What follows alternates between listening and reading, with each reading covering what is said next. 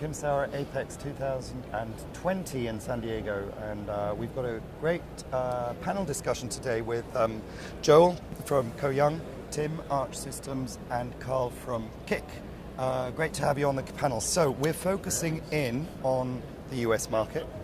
Lots of interesting things generally, globally going on in the world of electronics manufacturing, but it obviously will have a big impact as well on the American market. So I want to get a feel from you as to how you feel it differs, if it does differ at all. So if I can start with you, Joel, if you could just define maybe how you feel the American market was in the past and how maybe it's changed. Well, it's certainly changed. I mean, we are facing things today,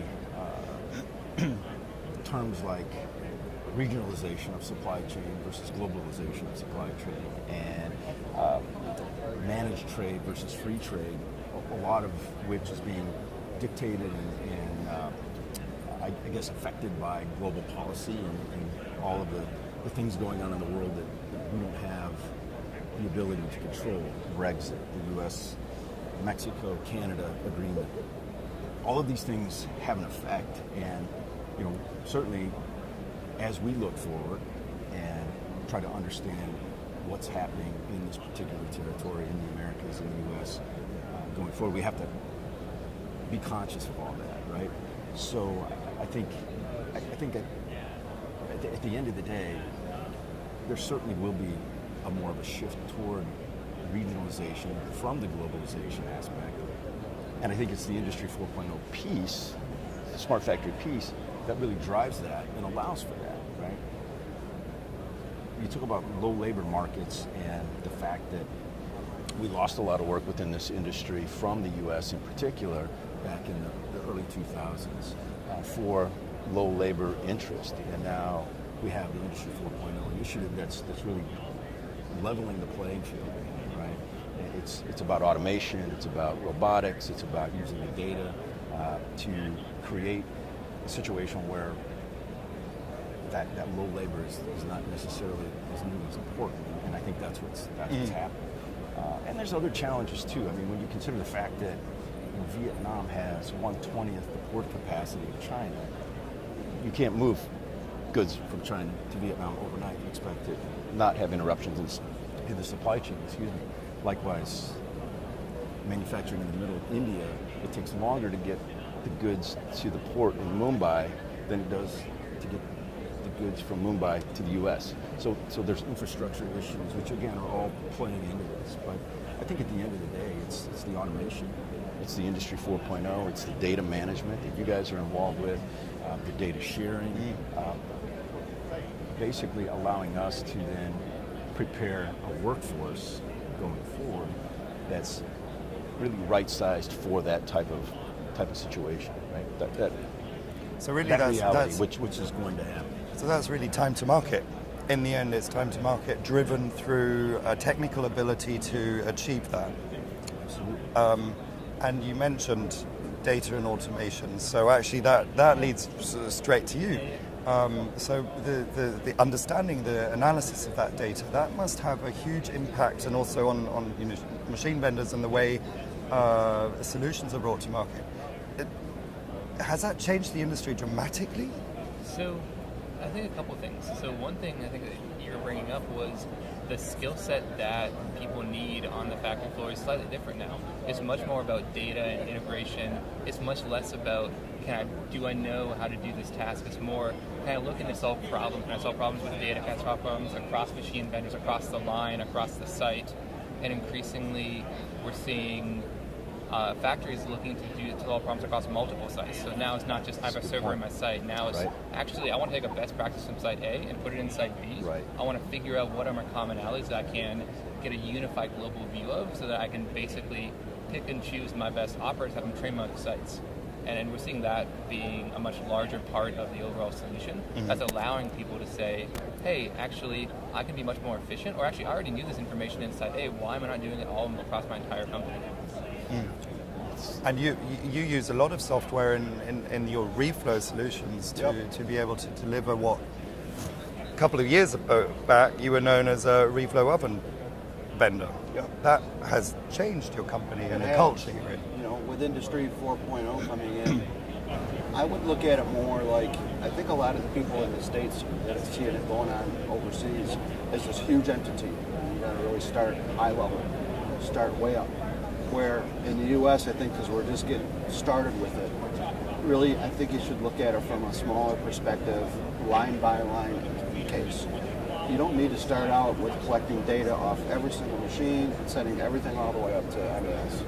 You can really start out slow, right? Start out with one piece of equipment, start out with an SPI or RPI, and then work your way down the line, and then over from line to line, and then work your way up, right? Instead of starting from the top, multi-million-dollar package, funneling down, start out with something a little bit smaller and work your way up to the industry 4.0 level. Do it in a manageable fashion rather than trying to eat the cake all in one bite. Yeah. Grow with it and learn with it. Yeah, so we just need to convince our customers that that's the approach they need to take. Right? Sometimes people want to just jump in, right? And, you know, when you talk about the skill set, right? You talked about the people and how that's not only different today, but just going to continue to get different as we go forward, right? This new generation of workers is obviously much more tech savvy. There's a skills gap between the young and the old, and I think, you know, companies need to really recognize that and invest in those individuals. The empowerment that we talked about, being able to make decisions quickly on their own, using the data that we're providing. I think that's going to be key, and that'll be the key to the success. So you can automate, but you're still going to need people, right? This Industry 4.0 automation, it's not all-encompassing panacea, right? There's still people, and that's a good thing, right? Because that potentially is what does level the playing field. But we have to make sure we don't forget about that human element while we're doing all of this, automating and generating data. And again, the one step at a time, bite by bite, absolutely is the way that this is going to need to be accomplished. And leverage the software, right? The software is there to help unskilled people become skilled. That's right, yeah. If you look at the US market, it's also, you know, we always talk about Industry 4.0, that a lot of people even have this vision of a lights out factory.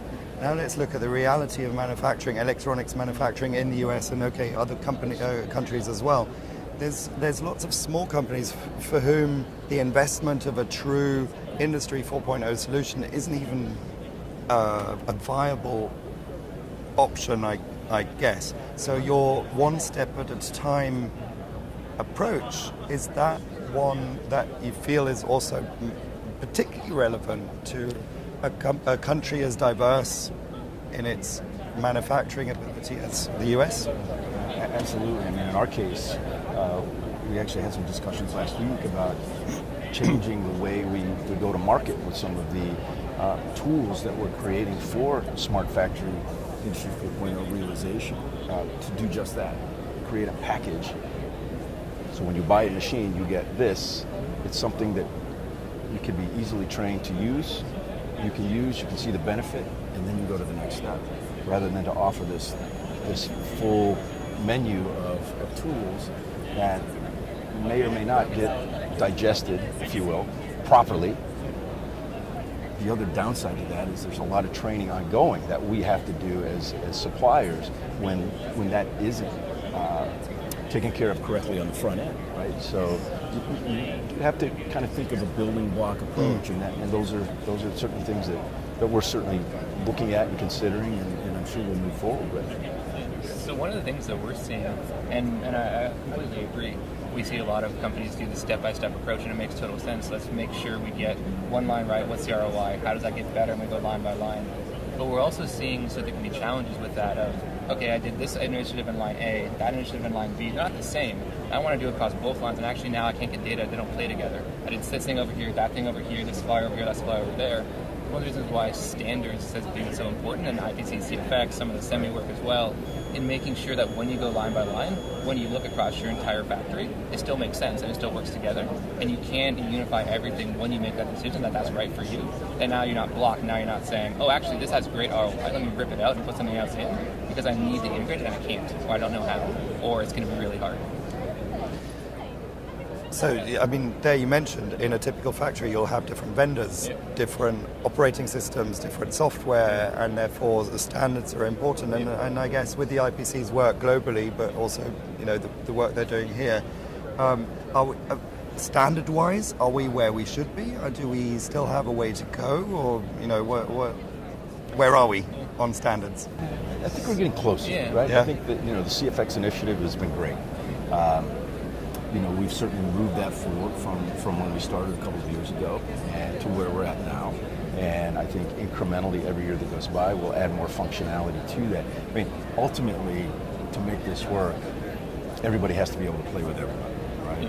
And I don't think we're there yet, not from a true control perspective. And that's what I see, a smart factory, or now the term I'm hearing is intelligent factory, where we're tying in MRP and all kinds of other integral parts needs to happen, right? So, when you think about it in those terms, that's just basically the approach that we have to take, right? So I think, at the end of the day, it all builds on itself. Yeah, so I think we're definitely moving in the right direction. CFX has been an incredible advance. I think the way I look at it, and the way that we've seen some of our customers start looking at it as well, is you see this Venn diagram between who has the experience and knowledge to solve a problem and who can get the data together to solve that problem. And for a long time, it's been two different people. You've had the people who could do it to the machine by machine, maybe vendor by vendor, and you had maybe the analytics people who knew how to do what they want to do with the data. But as it becomes easier, as IPC CFX gets more adopted, now suddenly, if you have data expertise or manufacturing expertise, you're not blocked by talking to a machine. You're not blocked by talking to only these two machines. So it sort of widens the playing field, levels the playing field for the people in the factory who know how to solve problems, who have the experience. There's something else that I wanted to build on what you were saying is, you mentioned skills gap between maybe some people with more tech experience, less tech experience. There's also an experience gap or a sort of domain expertise gap. You have a very senior person who knows dead to rights what goes on in a factory, what makes sense, what doesn't make sense. You don't need tons of data to tell them what they already know. But if you empower that person now with data tools to now take that expertise and apply it not to your line, not to your site, but to your entire company, now suddenly the ROI can be massive by just getting much more value out of the skilled people you have, by empowering them with data and tools and access and standards to let them apply that experience much more broadly than they could before. I think ultimately we need to get to the point where that data can be used to make changes real time, on the line, without human intervention. And then we'll know that we've arrived, right? It's got to be more than just seeing information from this machine or that machine, or automatically doing a changeover. But when I see a problem, I can use data to fix this machine that's not my machine automatically, and I think that's where CFX is going. Yeah. So I think we just need to stay the course. And if we can continue down that path, continue to make progress, that's what will lead us to that true realization of I-4O smart factory. This is really interesting because when I way back started in the industry, we were still talking about specific machine improvements, the greatest, newest, shiniest new thing that was put into something to make it faster, more efficient, more this, more that. Nowadays, all I'm hearing mostly, obviously, that it's still important to have machines that perform, but a lot of it is driven across lines, across not just lines, across borders of factories to make the whole system work more efficiently to deliver something that the customer wants at the end. And that seems to be the data that's doing that. Would you say that's a fair summary of where we're going, and is data becoming even more important as we go forward? Yeah, and data, with the smart tools that are out there today, data can be used to solve a lot of your problems. And I go back to start out on one piece. If you have a part of your process that you're experiencing problems or throwing away scrap components or boards or what have you, these smart tools are available out there, and they are to collect data. So data really is key. It should be more data-driven as far as solving our problems, improving things with the data and the tools that exist today. And when you're talking about the standards, we've got Hermes, right, and we've got CFX. are they somewhat of a standard now, or are we working towards making them a standard for communication to pass data? We certainly see it as the accepted standard going forward. It's something that now just needs to be, first and foremost, implemented at whatever scalable level we can at this point. But we definitely have customers that are asking for more CFX readiness, event capability. So we're doing what we can to move forward with that as quickly as we can to comply with the spec that exists today, and then have input to the improvements So do you and changes. think that they're using the data, though, the way they should be, or to its Well, extent? I think there's two separate pieces there. Karl, I think, there's the everybody plays in the sandbox together piece, and then there's the partnerships that you see throughout the show floor, right? Where certain companies are aligning and trying to develop this. I won't say on their own, but we know it's all going to come back to a unified standard at some point. Eventually, so you've got CFX doing its thing over here, and the machine manufacturers themselves doing kind of their own thing together, knowing that at some point, this has to move over here for us to get where we need to be. So I think we're just still a little bit limited in some capacities with CFX today because of what I alluded to previously, which was the fact that we are not to the point where we completely start changing things automatically. We can alarm, we can identify, we can let people know that something needs to be changed, the knob needs to be turned.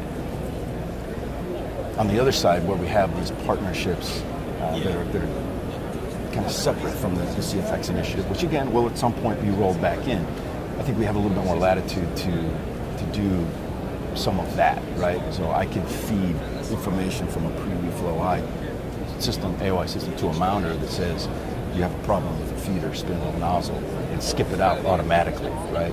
Now I've done something to affect the manufacturing process automatically, and there's other pieces of that are out there as well already in play. If I identify that I've printed off pad, I can send an event notification to a replacement machine that says place off pad by the same amount, and we'll let the reflow machine bring it back into spec. I think there's varying degrees, right? And that's this evolutionary thing, right? Every year, that passes, as time passes, we get to see more and more of the what will eventually become the end result. I think another piece of what you were saying, Karl, is that there's oftentimes you need that. What is the solution you're trying to get your data? What are you trying to fix in your factory or improve? And I think one of the things that these standards are enabling is the ability to say, hey, someone over here knows what problem they're solving. They don't have to also know how to get data from all the machines. They can use data from the standard, and it should widen the ecosystem, widen the players who have built out these use cases and say, like, all right, this problem, here's the data you need, you solve, here's the ROI. This problem, here's what you need, you solve the ROI. And then you can have people who specialize in getting data out, the machine vendors who know their machines, who know their and actually using the data. use the data. Well, yeah. And we haven't mentioned the elephant in the room, but AI is going to play a big part of this as well, right? When we talk about directing that user or that machine to make that change, there's a lot of the AI element behind the scenes that's going to be driving that, right? And we'll need to drive that going forward for all the other reasons that we've talked about up to this point with the skills gap and everything else that goes along with it. So again, that's something we recognize and are investing heavily in to make sure we're utilizing that and creating tools and systems that are driven from. I saw watching the golf tournament last week, and the golf club now that's completely designed by AI. So there you go. Yeah. So it's everywhere, Yeah. right? And it will continue to be. And we have to understand that, right? We have to embrace it to whatever degree we can, and just know that it's part of our reality, right? And that will also help when you talk about sorting data quickly and getting to where you need to be, whether it's manually or automatically, behind the scenes without potentially any human intervention. So let's just bring it back to the US and look a little bit into, as far as we can, into the future. Because obviously this affects global manufacturing. But just to wrap up the discussion about the US situation, where do you think the challenges lie and are we, focused on finding solutions for those challenges specific to the markets here? From my perspective, I think we look at our industry as kind of a microcosm, right? But automation, I think, is still lacking as a whole throughout if we look at the entire landscape. I think that needs to be accelerated ASAP. That piece is going to have to be put in play to allow for this regionalization to take effect. And then the other side of that is the human element, right? People have to understand and know how to work now in that environment with more robots, more automation of all kinds, and being able to understand the data, what it's doing, what it's telling us. So it comes back to what I said earlier. We have to invest in the people that will be responsible for making all of that work, retaining those people long term, empowering them. I think a lot more investment in R&D will play a part in this as well. So, it's going to be interesting as we go forward. And look out the next 10 years to see how this changes. We're going to have a much larger number of retirees. We're getting closer and closer to the end of the baby boom, right? So. It's going to continue to change, right? But the pace of this change is really, really fast, isn't it? Yeah, so that's another thing that I was thinking about with videos in particular. There's been an increasing trend towards faster NPI ramps, smaller runs of products. So it's not just enough to be able to get them into mass production and be able to run it consistently with high efficiency. It's how long did it take me to get to that point? Was it 5 weeks? Can I do it in 1 week? Can I do it instantaneously? Can I use AI to surface a problem that I'm going to have in mass production? Even though I could have found them myself, can I do it faster because I'm only going to make 10,000 of this, I'm only going to make 20,000 of this. I need to be able to have a changeover from a new product, new process, much more rapidly. I think that affects the U.S. market in particular because so much MPI is done here. And I think more and more customers for U.S. manufacturers are asking for that data. For instance, did those boards get exposed to the proper profile? Well, show me. Does the data Prove look it. like? Yeah, right. How many Tools times are have you reworked available, them before right? you get them? We have the tools now to do it. So it comes down to training people on how to use them. What's the CPK of that run? Right, exactly. Yeah, you need to be able to get it, but you need to be able to get it quickly, as you alluded to, right? So basically the positive outlook that I sort of felt last year at Apex as well is a continuing trend. There is a bright future for America as a manufacturing base. Absolutely. I agree. Yeah. For sure. Great. Well, thank you very much, gentlemen. Enjoy the rest of the show. Much success. Thank you. Thank you. Thank you.